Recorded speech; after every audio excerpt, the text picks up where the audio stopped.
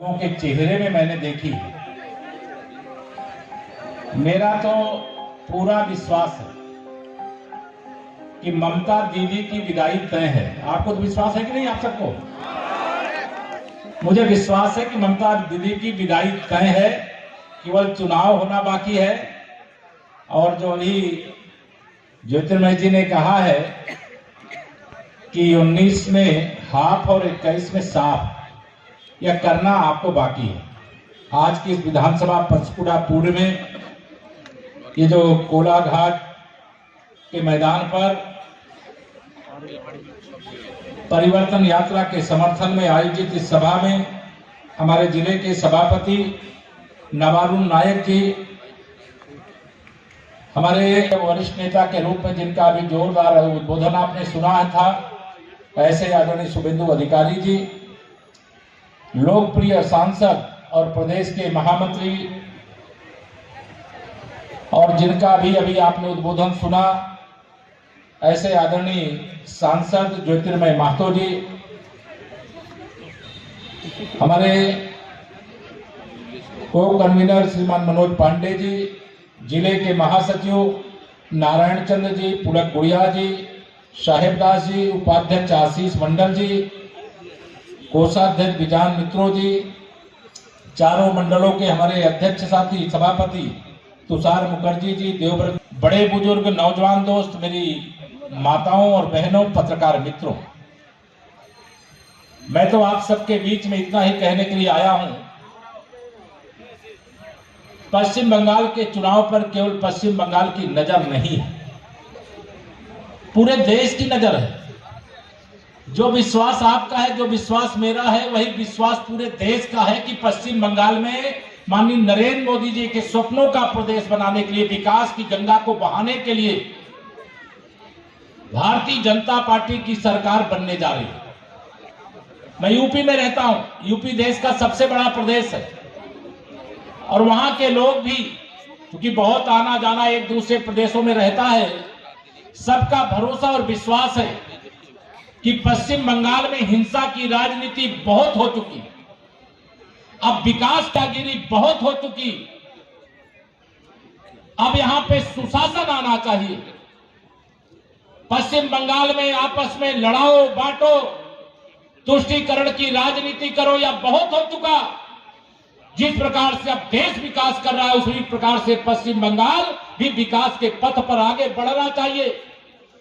भारत सरकार की जो योजनाएं मेरे गरीबों के लिए, मेरे किसानों के लिए, मेरे मजदूरों के लिए, मेरे बड़े बुजुर्गों के लिए, मेरी माताओं और बहनों के लिए बनती है, उसका लाभ आपको नहीं मिलता। क्या ममता दीदी को यह जिद करनी चाहिए क्या कि जो किसानों को प्रधानमंत्री किसान सम्मान निधि पूरे देश में मिल रही है, पूरे देश को के किसानों का जिस पर हक है, अधिकार है, उस अधिकार से पश्चिम बंगाल के किसानों को वंचित रखना क्या उचित है? क्या मेरे भाइयों बहनों, मैं जिस क्षेत्र में आया हूं, मुझे बताया गया है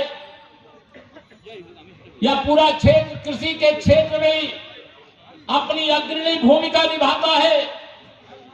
यहां फूल की बड़े पैमाने पर खेती होती है। यहां पर कुशल कारीगर, जो माताएं बहनें अपने शरीर पर गहने पहनती हैं, ऐसे गहने को बनाने के लिए, ऐसे जेवर को बनाने के लिए यहां कुशल कारीगर मौजूद हैं।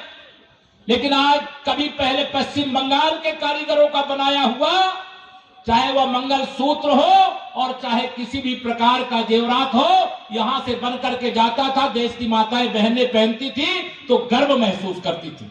लेकिन आज यहां के कारीगरों को पलायन करके दूसरे प्रदेशों में जाना पड़ रहा है। आखिर क्यों? क्योंकि इनके पास विकास का विजन नहीं है। टीएमसी ने अगर विकास का रोड मैप रखा होता तो 10 वर्ष बीत गए। जिस सरकार को पश्चिम बंगाल में इतना बड़ा बहुमत आपने दिया, इतना ज्यादा आशीर्वाद दिया, उसके बाद भी आपका ख्याल नहीं रखा, पश्चिम बंगाल का ख्याल नहीं रखा। लेकिन जब उनको पता चला कि अब तो पश्चिम बंगाल की जनता टीएमसी से रूठ गई है, नाराज हो गई है। अब तो पश्चिम बंगाल की जनता भारतीय जनता पार्टी और नरेंद्र मोदी जी के साथ खड़ी हो गई है। तब वो अपना रंग दिखाने का काम कर रही है।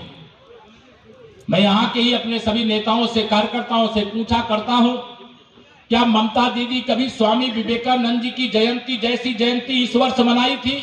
क्या इसके पहले भी मनाया करती थी?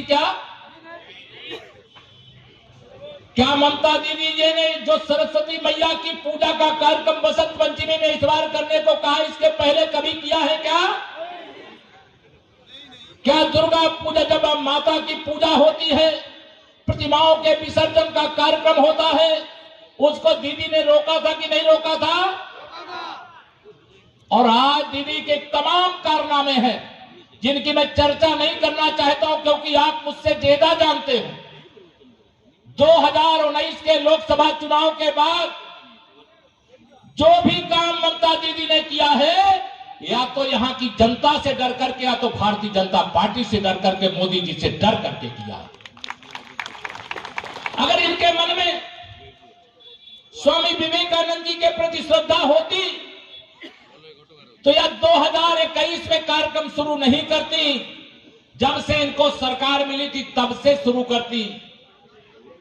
अगर इनके मन में श्रद्धा होती तो सरस्वती मैया की पूजा जब चुनाव द्वार पर है, कल चुनाव की कब घोषणा हो जाएगी कोई पता नहीं है, तब सरस्वती मैया याद आ रही है। इनके मन में जो भाव है वो आप अच्छी तरीके से जानते हैं। देश के प्रधानमंत्री, लोकप्रिय प्रधानमंत्री, संसार के सबसे शक्तिशाली नेता नेताजी सुभाष चंद्र बोस जी की जयंती में पश्चिम बंगाल में आते हैं। अब भीड़ में से किसी ने जय श्री राम कह दिया, मैंने देखा वो नाराज होकर के बैठ गई। अरे भीड़ में कोई कुछ बोल सकता है।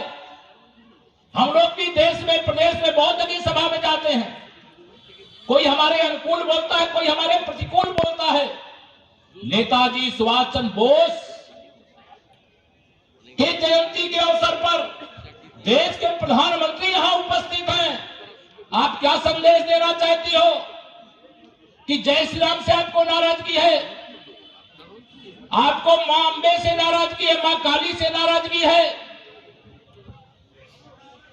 यह सारी बातें आप सबके ध्यान में रहनी चाहिए, ध्यान में रहनी चाहिए। और मैं ममता दीदी आपको यह जरूर कहना चाहता हूं, अब यह सब ना चले। चलेगा क्या ऐसा भी आगे? चलेगा? अब ऐसा कुछ नहीं चलने दिया जाएगा। अब पश्चिम बंगाल को भ्रष्टाचार से और गुंडागर्दी से मुक्त बनाने का काम किया जाएगा। पश्चिम बंगाल को विकास के पथ पर आगे ले करके जाने का काम किया जाएगा। पश्चिम बंगाल से हिंसा को पूरी तरह से समाप्त करने का काम किया जाएगा। दीदी, आपने पूरे प्रदेश को जंगल राज में बदल दिया। आपने पूरा राजनीति का अपराधीकरण कर दिया और पूरे पुलिस और प्रशासन का टीएमसीकरण कर दिया।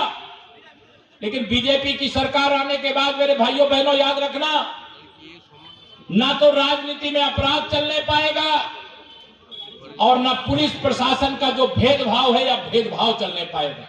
मुझे कई कार्यकर्ता बता, हमारे सैकड़ों कार्यकर्ताओं का बलिदान हुआ यहां पर।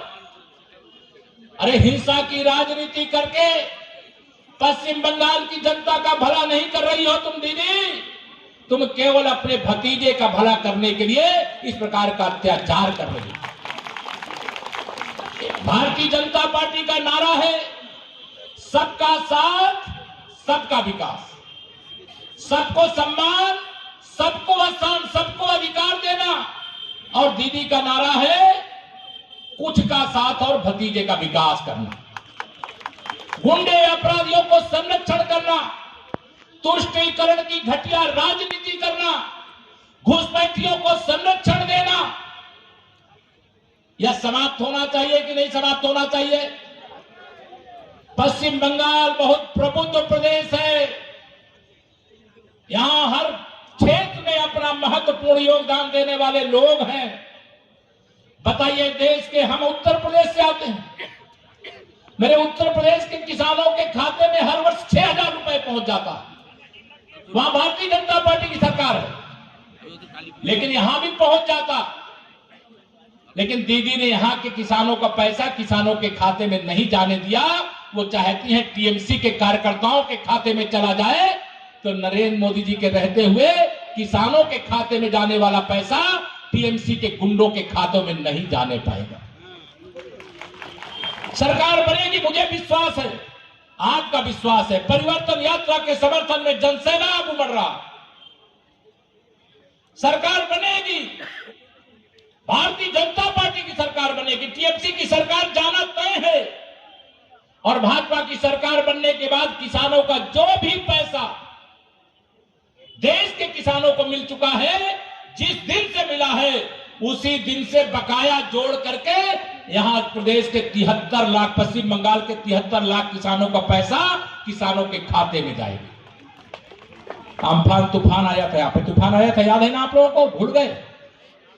1,000 करोड़ रुपया देश के माननीय प्रधानमंत्री जी ने अम्फान तूफान के कारण जो किसानों का नुकसान हुआ उनको देने के लिए कि आप देना वितरण करना शुरू करो, हिसाब बना करके दो, और जरूरत पड़ेगी तो और देने का काम करेंगे। क्या सभी जिन किसानों का नुकसान हुआ, चाहे पान की खेती करने वाले हो, चाहे फूल की खेती करने वाले हो, चाहे अन्य किसी प्रकार की खेती करने वाले हो, क्या आपको आपदा का पैसा मिल गया? क्या मिला है? नहीं मिला। ये भ्रष्टाचार करने वाली सरकार है, ये किसानों का हक भी खा जाने वाली सरकार है। और ऐसी सरकार को पश्चिम बंगाल के हर कोने से एक आवाज गूंज रही है कि पश्चिम बंगाल में कमल का फूल खिलाना है, भारतीय जनता पार्टी की सरकार बनाना है। हर बूथ के अंदर हमारे आज यहां पर कई लोग, आप सब जानते हैं, टीएमसी के बहुत सारे लोग भारतीय जनता पार्टी में आ चुके। चुनाव की घोषणा होने के बाद हो सकता है और तेज भगदड़ मचे, भारतीय जनता पार्टी में शामिल होने वालों की लाइन लगे, लेकिन भारतीय जनता पार्टी के कार्यकर्ताओं को सताने वालों को भारतीय जनता पार्टी में जगह नहीं मिलेगी। भारतीय जनता पार्टी का जो कार्यकर्ता है वह हमारा प्राण है, हमारा सब कुछ है। आपने विपरीत परिस्थितियों में संघर्ष किया है। 2019 का लोकसभा चुनाव भारतीय जनता पार्टी को जिताना आपने साधारण काम नहीं किया। हमें 18 सीटें नहीं, हम तो समझते हैं कि आपने जितना बड़ा संघर्ष किया है, ये 18 लोकसभा की सीटें हमारे लिए 42 की 42 सीटों के बराबर। अपराधी तैनात किए जाते हैं कि लोकतंत्र में आप अपने मताधिकार का प्रयोग न करने पाओ। अरे वोट देने का तो सबको अधिकार है, और उनके अधिकार से उनको वंचित करना, दीदी आपने महापाप किया है। इस पाप की सजा इसी पश्चिम बंगाल की जनता के द्वारा आपको प्राप्त होगी, क्योंकि 2021 के चुनाव में आपके गुंडे और अपराधी पश्चिम बंगाल के लोगों को वोट डालने से नहीं रोक पाएंगे। कोई डरते हो क्या अभी टीएमसी गुंडों से? आप लोग हाथ उठा के बताओ, डरते हो क्या? नहीं डरते हो। अब पश्चिम बंगाल के लोग डरते नहीं, अब लड़ते हैं, अपने अधिकार के लिए लड़ते हैं, अपना वोट जिसको इच्छा है उसको देने के लिए लड़ते हैं। इसलिए मैं कहता हूं, भाजपा की सरकार जब बनेगी, एक नारा है कि गुंडागर्दी नहीं रहेगी, अमन चैन का शासन होगा। जो जेल के है, जहां पर अभी निर्दोष लोगों को बंद किया गया है, जिन लोगों ने अपराध नहीं किया है उनको अपराधी बना करके जेल भेज दिया गया, जिन लोगों के खिलाफ मुकदमे लिखे जाने चाहिए वह मुकदमे उनके खिलाफ ना लिख करके, जो मुकदमा लिखाने के लिए गया, अपराध दर्ज कराने के लिए गया, उसके खिलाफ फर्जी मुकदमे लिख करके जेल भेजने का काम किया गया। ऐसे अधिकारी भी कान खोल करके सुन लें। इस देश का असली मालिक, इस प्रदेश का असली मालिक यहाँ का मतदाता है, और मतदाता जब चाहता है कोई भी सत्ता को बदल देता है। अब आप टीएमसी के अपराधियों को संरक्षण देना बंद करो, निष्पक्षता से कार्रवाई करो, और मैं कार्यकर्ताओं को आह्वान करता हूं, जनता जनार्दन का आह्वान करता हूं, ऐसे लोगों का नाम लिख करके रखना, क्योंकि जब भाजपा की सरकार बनेगी तो चाहे गुंडा अपराधी हो, चाहे टीएमसी के गलत कामों का समर्थन करने वाला कोई अधिकारी और कर्मचारी हो, उसका भी हिसाब होगा। या आप भरोसा रखिए कि उत्तर प्रदेश में यह हम लोगों ने किया। जब हमारी सरकार नहीं थी, पश्चिम बंगाल में सरकार बनने जा रही है, 200 से अधिक सीटें जीतने जा रहे हैं। जनता इस चुनाव को लड़ रही है, भाजपा तो लड़ ही रही है, लेकिन जनता ने इस चुनाव को अपने हाथ में ले लिया है। जो लहर 2017 में यूपी के अंदर थी, उससे भी तेज लहर 2021 में पश्चिम बंगाल के अंदर है। जैसा हमारे सांसद और महामंत्री प्रदेश के ज्योतिर्मातो जी ने कहा कि 19 में हाफ और 21 में साफ। कौन साफ? टीएमसी से पश्चिम बंगाल को साफ करने का काम किया जा रहा है। धन्यवाद। जैसे जय श्री राम महत्व का सीएम ने जय श्री राम जिस दिन भाजपा की सरकार शपथ ले लेगी, ये दीदी रंग बदलने वाली, और उनके ये कोशिश रहती है कि जिससे वोट उनको मिल जाए, फायदा हो जाए, वह करने लगती हैं। जैसे स्वामी विवेकानंद जी का पहले जयंती कार्यक्रम नहीं करती थी, जैसे सरस्वती पूजा नहीं करती थी, जैसे वह दुर्गा पूजा, अम्बे पूजा, माता की पूजा के बाद विसर्जन पर भी प्रतिबंध लगाई, लेकिन बाद में वह देखा कि इससे वोट खिसक जाएगा, तब वह बदलाव करती हैं, तुष्टीकरण की राजनीति करती हैं। इसलिए मुझे विश्वास है कि 100 दिन के बाद दीदी जय श्री राम का नारा जैसे हम लोग लगा रहे हैं, कार्यकर्ता लगा रहे हैं, वैसे दीदी भी लगाएंगे जय श्री राम। हो रहा है उस आंदोलन का विषय दुनिया और देश जानता है।